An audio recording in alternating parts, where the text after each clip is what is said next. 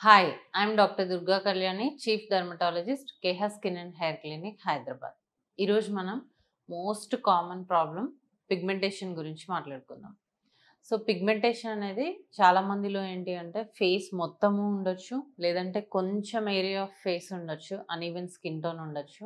లేదు అంటే కొంతమందికి under eye pigmentation, around the mouth pigmentation, under arms pigmentation, ఇలా రకరకాల పిగ్మెంటేషన్ అనేది మనం చూస్తూ ఉంటాం. సో, ఈ పిగ్మెంటేషన్ అసలు జనరల్‌గా ఎందుకొస్తది? ఈ కలర్ చేంజ్ అనేది ఎందుకొస్తుంది అంటే, ఒకటి హెరిడిటరీ, ఇంకొకటి సన్ ఎక్స్‌పోజర్, మనం యూజ్ చేసే క్రీమ్స్‌లో ఏదన్నా మనకి సెట్ అవ్వకపోతే గూడా వచ్చే ఛాన్సెస్ ఉంటుంది.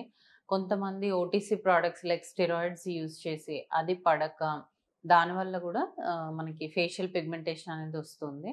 అండ్ దాంతో పాటు కొన్ని హార్మోనల్ ఇష్యూస్ లైక్ పీసీఓడీ గానీ, థైరాయిడ్ గానీ, ఇంకా ఒబెసిటీ ఉన్న వాళ్ళల్లో అండ్ రకరకాల టాబ్లెట్స్ వాడుతున్న వాళ్ళలో ఈ పిగ్మెంటేషన్ అనేది కామన్‌గా చూస్తూ ఉంటాం.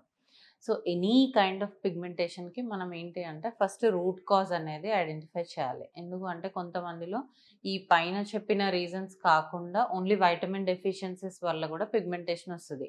ఐరన్, బి12 ఇలాంటి డెఫిషియన్సీస్ ఉంటే కూడా పిగ్మెంటేషన్ అనేది ఉంటుంది. సో, మనం రూట్ కాజ్ అనేది ఫస్ట్ ఐడెంటిఫై చేసుకోవాలి. దాన్ని ట్రీట్ చేస్తేనే మనం ఈ పిగ్మెంటేషన్‌ని తగ్గించుకోవచ్చు.